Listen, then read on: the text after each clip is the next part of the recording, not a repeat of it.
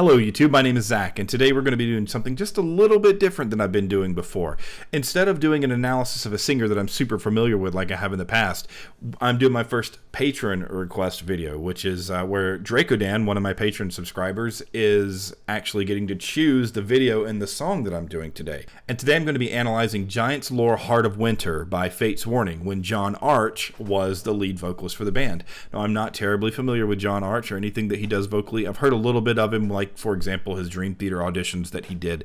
But outside of that, I'm not very familiar with his music or the band's music. So this is going to be an interesting thing for me to break this down. I've watched this video once, but this is still sort of fresh to me. So some of my content and commentary are going to be very off the cuff, and they won't be quite as...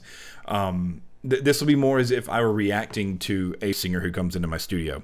Now, for those of you who are new here, this is an objective analysis. I am not looking at this if I think he sounds good or sounds bad and that kind of subjective thing. I'm looking at this based upon academic principles and the standards that I judge my voice students when I teach them.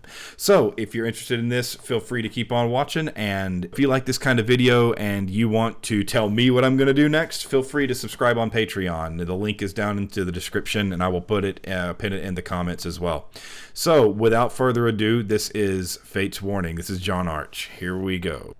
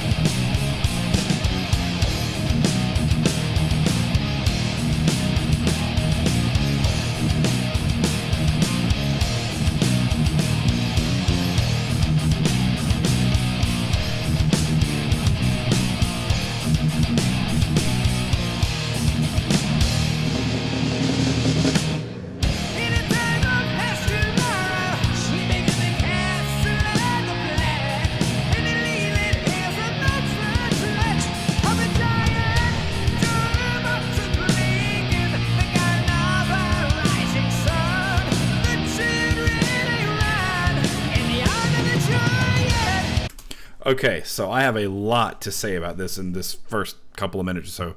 Long intro, so I hope you guys enjoyed that. It's an interesting song. First things first, we are going to talk about a term called Tessitura. And Tessitura is essentially the way that we judge how high or low a piece of music is. If something has a generally higher Tessitura, that means that the average notes are higher. If something has a low Tessitura, conversely, the average notes are going to be lower. In the small amount that I've listened to John Arch, I find that his singing style generally carries a very high Tessitura, which implies, well, doesn't really imply, it basically just overtly states that he is a tenor. And also, as a result, that means that I'm not going to be doing much demonstrating this video, because as you all know who've watched these videos, I'm a baritone, and me trying to sing in this range not going to work out so well. So I don't want to put you guys through that, but I will still give an analysis, and I can still teach a tenor and still work with tenors all the time. So when you write music, it's very important that you assign your pitches in a tessitura that you're comfortable with. And I think that this goes back to some of the things that I've mentioned before, where I've said that you, as a singer, as a vocalist, you always want to be writing your own voice parts. You get into dangerous territory when you let the instrumentalists, who aren't you, write your voice parts for you. Now, if they want to contribute melodies and then you can adapt them in ways that are comfortable for your voice, that's fine. But when you're singing with any group, you should definitely have a huge influence over the notes that you're actually singing, because singing outside of your natural range and singing in a tessitura that is too high or too low for your voice will inevitably cause you problems, because every voice has a natural set of pitches and a range of notes that it feels the most comfortable at. This is your fundamental frequency, and I've discussed this before. So if you are singing way too high above your fundamental frequency all the time because of the tessitura of the notes you're singing or the songs you're singing, you're going to cause a lot of extraneous strain. Now, from listening to John Arch, most of his songs are in this range. So his tessitura is generally going to be higher, and most of the songs he sings are higher. So for this, it's not terrible for him because his voice just sort of sits up in this range on its own. A couple of things I want to point out about his technique specifically. I want to talk about the idea of resonance. Now, resonance is essentially the result of vibrations. Resonance is the vibrancy of the sound as it comes out. It is the placement of the sound. In other words, where in the mouth is the vibration occurring. And resonance is a byproduct of your singing. You can have healthy resonance, you can have unhealthy resonance. I've talked about nasal resonance some in the past. That's generally unhealthy or less than desirable resonance because it isn't natural. Resonance is created when various configurations of your mouth take certain shapes. So, for example, if you say the letter E, you'll find that the back of the tongue sort of arches upward like this, but at the front of the tongue, it sort of lies behind your bottom teeth when you say E. So that would be an example of a tongue configuration to create that vowel's resonance. That's just a quick example to sort of explain where I'm coming from. His resonance is very frontal, and at times it's extremely nasal, but sometimes it's not. What frontal resonance does, though, is it places the sound closer to resonators in the front of the mouth. That's hence the name frontal resonance. Generally, when you use frontal resonance, higher pitches are easier to hit. It's very difficult to have extremely frontal resonance and have low laryngeal posturing. Most of the time when you use really frontal resonance, your larynx sits in a high position. You can kind of lower it some, but typically you want to dial your resonance back a little bit, and you want it to be more mid-mouth with a low larynx to get a really full, robust sound. You'll notice that his sound is a little bit thin. He doesn't have a lot of depth to his sound, and that's because of the resonance placement. If I put all my sound up at the front of my mouth and in my nose, all of a sudden my pitches on my voice when I speak becomes much higher. The resonance causes it to be easier for those pitches to be utilized in that way. So essentially what I'm saying is that his method of vocalizing relies on very frontal resonance. Is this destructive? Not necessarily. It's more important to make sure that you don't have a lot of tension, that you don't push. And I don't necessarily see signs of a lot of push from him when he sings, but there are some elements of tension that we're going to get into. There are some good things that I want to point out, and we'll get to that in 1 second. Notice here, I know I stopped it again really quickly, but if you notice, when he's singing, he's pretty careful about the placement of his head and his shoulders. His body stays pretty vertical and upright. His posture is very, very good. And that's one thing that I consistently noticed about his singing is that throughout the entire video, he moves around some and stuff when he's not singing, but when he's singing, he keeps his posture pretty aligned, and he keeps everything pretty much, straight, vertical, which it should be. Now, it shouldn't be stiff, but a general rule that I give my students is when you want to make sure your posture is correct, you put your hands straight up into the air and you just lower them down by your sides. And when you do that, you'll feel that your sternum is high and your shoulders are back but slightly raised, but not too much. And that's a pretty safe and healthy posture because everything is vertically aligned. That vertical alignment is the way that you ensure that you have a clear connection between the breath and the voice. You don't want there to be any crimps in the tube, so to speak. So he has excellent posture. I see in this clip, ironically, where I paused it, that while I'm talking about his posture, you can see this big bulge in his neck coming out, which is a sign of he's probably using some neck tension. He's also furrowing up the top of his head a little bit. So if you put all those things together, he's utilizing some tension when he sings, and that kind of makes sense, especially using that really frontal resonance with the high larynx that comes as a byproduct of his method of singing. You have to push more to get volume and to get projection. Whereas if you have a low larynx, you have a larger vocal tract and the sound kind of resonates more on its own without the need to push. And that's why I generally am more of an advocate of learning to sing with the low larynx so that you don't have to learn to use force to create a more resonant or fuller singing sound. So let's keep going.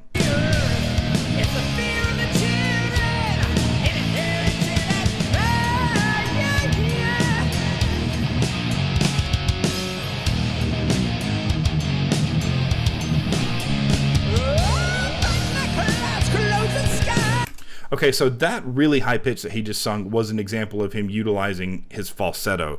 Now, we've talked a little bit in prior videos about the head voice versus the falsetto versus the reinforced falsetto. And I want to address this a little bit more here. He's clearly moving into his falsetto.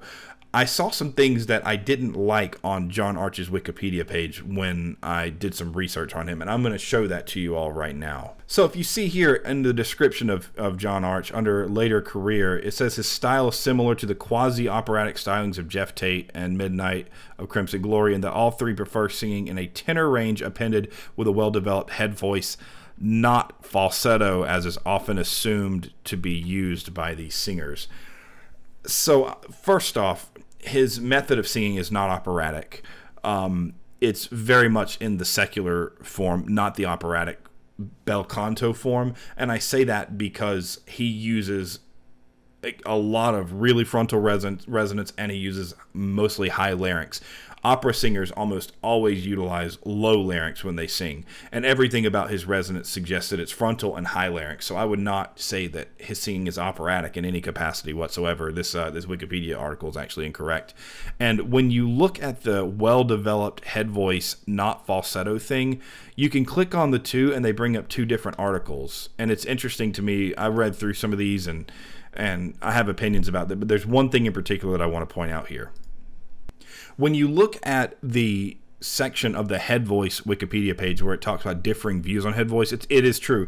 There are some extremely varied views. And from the school of learning that I came from, I was taught that head voice and falsetto are the same thing, and that there are only basically 4 registers of the voice across the board. And this middle section, head voice and vocal resonation, is probably the closest to the way that I learned that this all operates.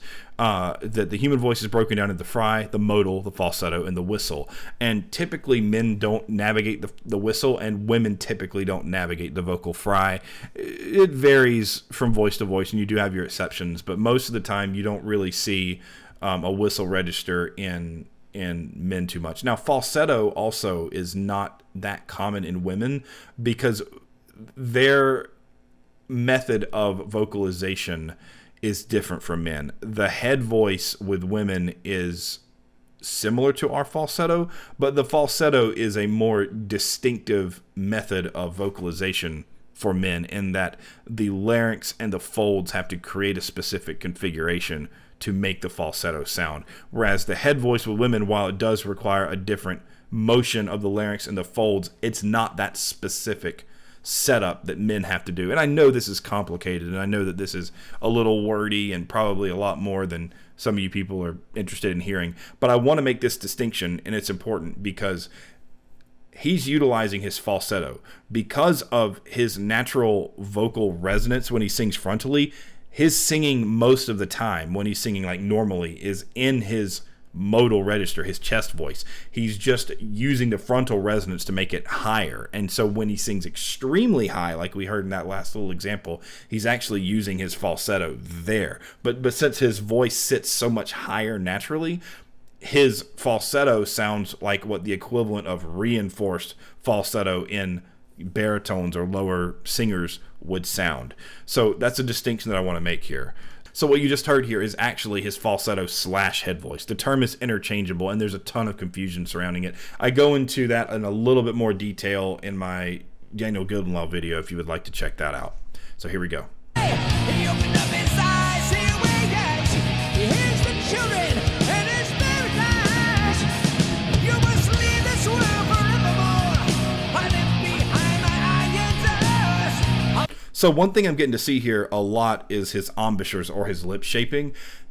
He tends to be way out wide, and you can kind of see the result of that the muscles in his face work a lot more, and it just causes a lot of facial tension as a whole when he sings.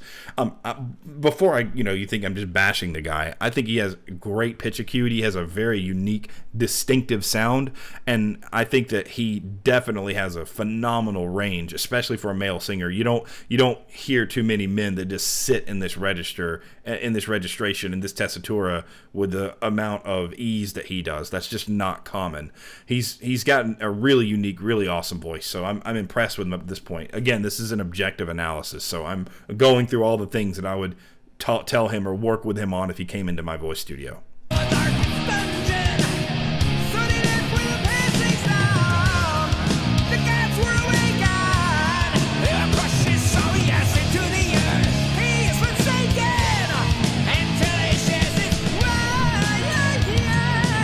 So when he does those types of motions, da, da, da, da, da, da, that kind of thing, that is an example of what we call melisma. Melisma is a fancy word for basically more than one note on one singular vowel. In like pop music, they call it, I think, riffing and running. I think that's what you kids call it these days. But in the classical sense, we call that melisma or melismatic motion. So melisma requires coordination, and melisma cannot be done without a really strong sense of legato or connectedness from note to note.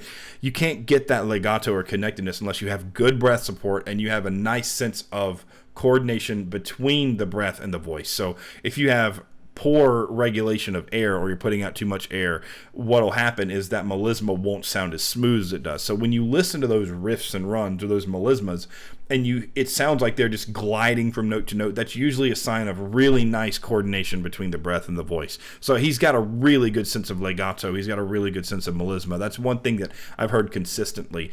Another thing that you can listen for to determine how good someone's legato is how similarly to speaking does the singing sound. Does it have a line? Like, does it sound similar to if a cellist bowed across with a cello?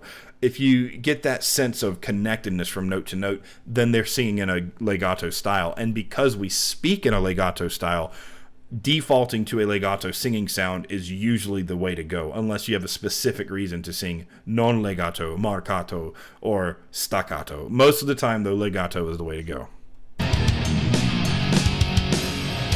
Can I hear your beautiful voices? So if you listen to the way that he just said that, you'll hear that it's much lower. So that tells me that when he sings, he is actively moving the resonance to a different place than he does when he speaks. Now, I actually, full disclosure, I had a light vocal injury when I was in college, and I had to go to a voice therapist to get it worked on. And I had an issue where I was speaking like way down here. I was talking like really low, and I wasn't speaking at the natural fundamental frequency of my voice, and it was causing me issues, and I had a slight issue with my vocal folds. With some voice therapy, it got fixed pretty quickly. But what happens is that if you're speaking below your fundamental frequency too much, it can cause the same amount of damage that pushing too hard on your voice can do. And so here, I'm not sure if this is an indicator that he's creating this higher sound artificially, or that if he just speaks lower than his fundamental frequency is. It could be a combination of both. I don't know. I haven't really heard him enough to be able to make that judgment call. But that big disparity between the speaking and his singing sound is something worth noting. Here we go! King, queen, I'm a giant, castle wall, and a ninja! I'm bound to your treasure, sunken hard to the ocean floor. And I remember knocking on because I know you're done.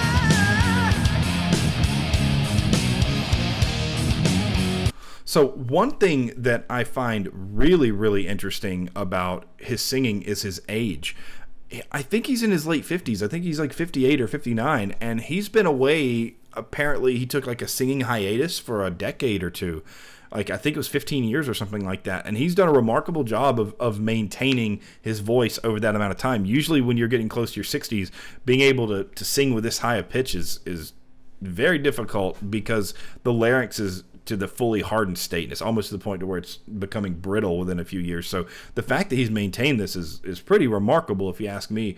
It could also be that I think the Wikipedia page said that he became like a furniture designer or like modeled furniture. He got out of music basically entirely for almost 2 decades, and it could be that he just saved his voice and his lack of singing in the methods that he was in the 80s over that huge period of time, maybe that was just a way that it caused him to, take care of himself more without even meaning to.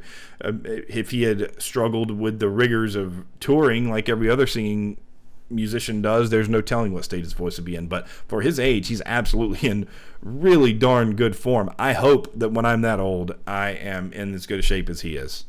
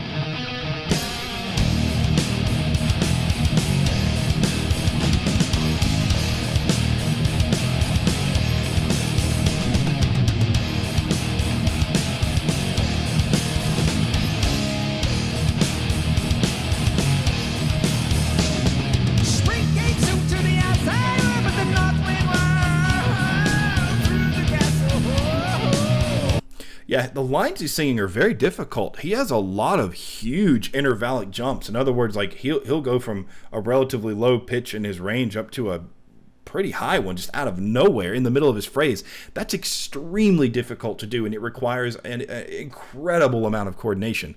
So he clearly knows what he's doing in that regard. He's coordinated his upper and his lower registers very well. Being able to sing in that capacity is hard for anybody, even operatic singers, like some of the elite people. You don't see them making those kinds of intervallic jumps very often. So kudos to John Arch. That's really impressive stuff.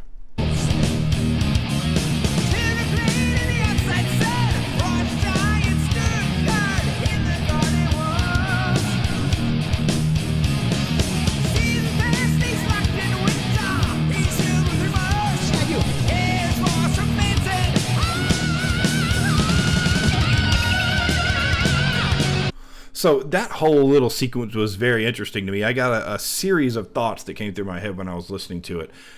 I think he's tired, or maybe getting tired, because some of his singing turned more into like speech-like sounds. And I think he was referring to an audience member at one point, but outside of that, it sounded like it was kind of going between speaking and singing. And usually that's a sign of vocal fatigue when people start doing that. And then he, belts out this super high pitch. I'm sure that was well up the treble clef. I don't know what it is off the top of my head. I don't have perfect pitch, unfortunately. But that was another example of him clearly moving into his falsetto out of his chest voice. So again, when you see these things on Wikipedia that say that he uses his head voice all the time, it's not. Like, he's not singing in his head voice. He's singing with frontal resonance, and then he navigates into his falsetto when he wants to go above that. I believe that this is his natural singing voice or his modal register. I don't think that he's altering his sound any more than resonance placement. I don't think he's singing in any register that's different from what he speaks in. But the way that he hit that high note was basically just by jumping up into his falsetto, and he's got such a good coordination between the two that it seemed pretty effortless to him. It clearly had a lot of sound on it because he held the mic back. You notice the mic was far away. Usually that's a sign to either stop feedback or to keep it from like having too heavy of a signal in the mix. So he had a lot of volume on that, and it was effortless. And especially for his age, I don't know if I've ever seen a singer with that kind of range at this age. Now, I've been wanting to do a video on guys like Bruce Dickinson, but I'm not terribly familiar with him either, but I've heard that he does similar kind of stuff to that.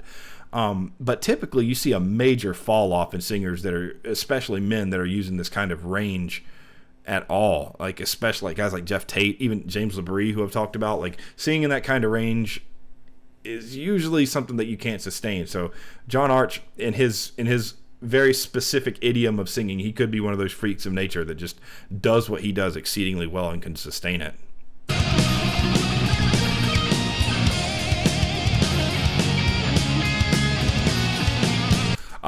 Did you see what he was drinking? Let's rewind that. That's very important.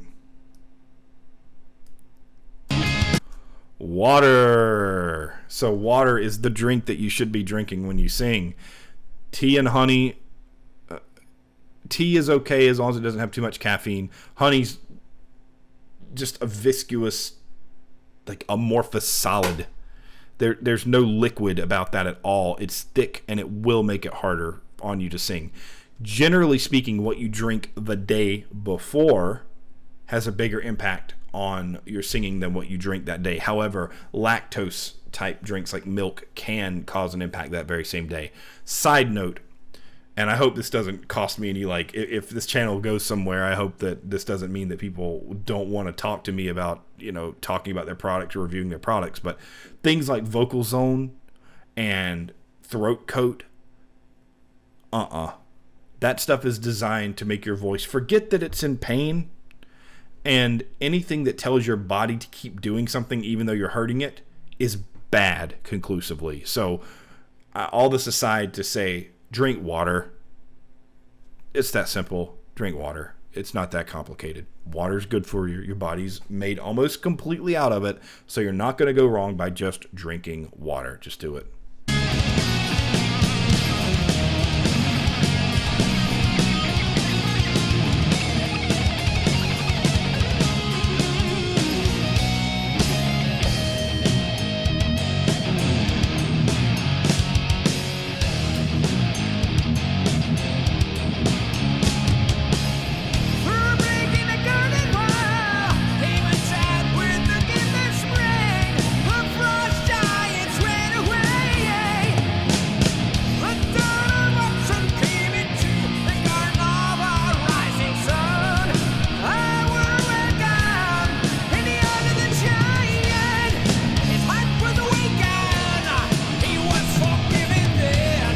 Yeah, the most consistent thing that I can see about his voice is that he has a technique that he does not stray away from.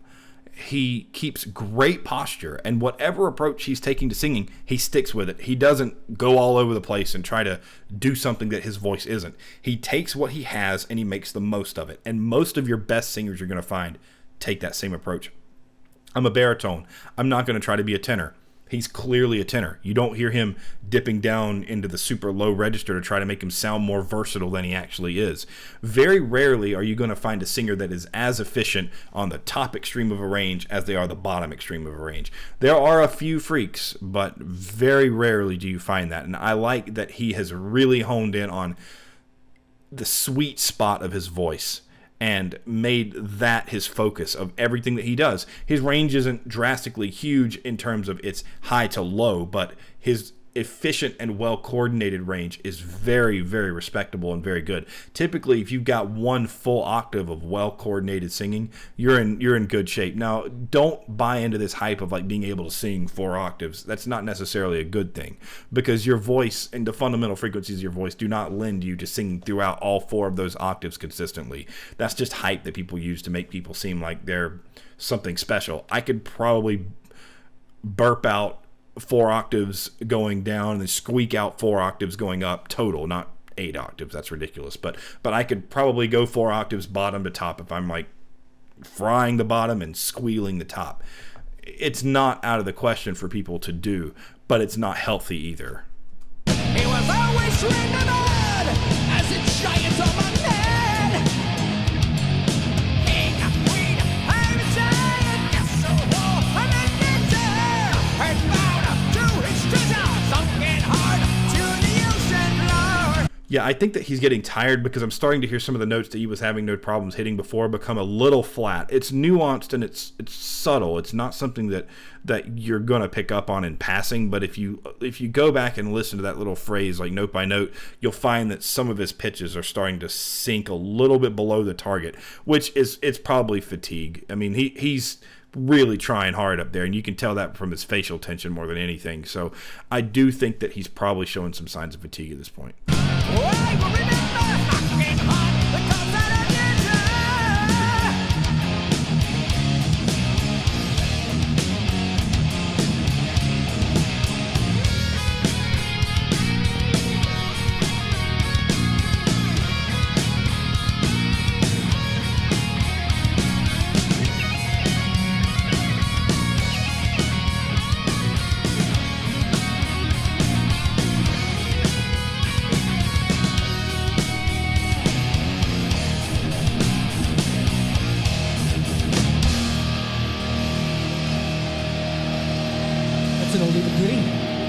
Okay, so there you have it. So that was really interesting. I'm not sure that I've ever really listened to a singer with that kind of range, especially not a male. I mean, you'll find women that obviously sing in that range, no problem. But I don't know if I've ever heard a voice that sits in that specific range of pitches that consistently.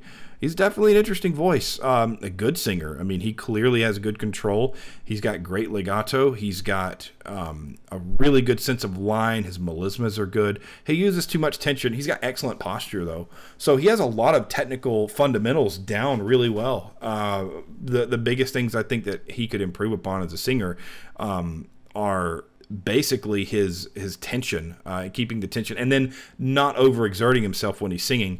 I think that it would stand to benefit him to lower the larynx a little bit when he's doing some of this stuff, because I think that it would probably help him maintain some of these things, like especially if I'm correct in saying that he was becoming fatigued toward the end. Just taking some of that strain off of the larynx by just lowering it a little bit and giving the vocal tract more room to work does help you sustain for longer periods of time. But I think he was a great singer. I like that he drinks water on stage and not some like concoction of like whiskey and like lemon juice or something. Like some crazy thing that people come up with. Water's the way to go. So anyway, that's it. I hope you guys enjoyed this. If you like this content and you want me to analyze singers for you, feel free to subscribe to my Patreon. The link is in the description, and I'm also going to put the link in a pinned comment. Please please subscribe. I hope that you guys all keep following me because I love doing this. I'm trying to put out videos every Tuesday night, and I hope that you keep supporting me. Thank you so much for watching, and I will see you all again soon. Bye.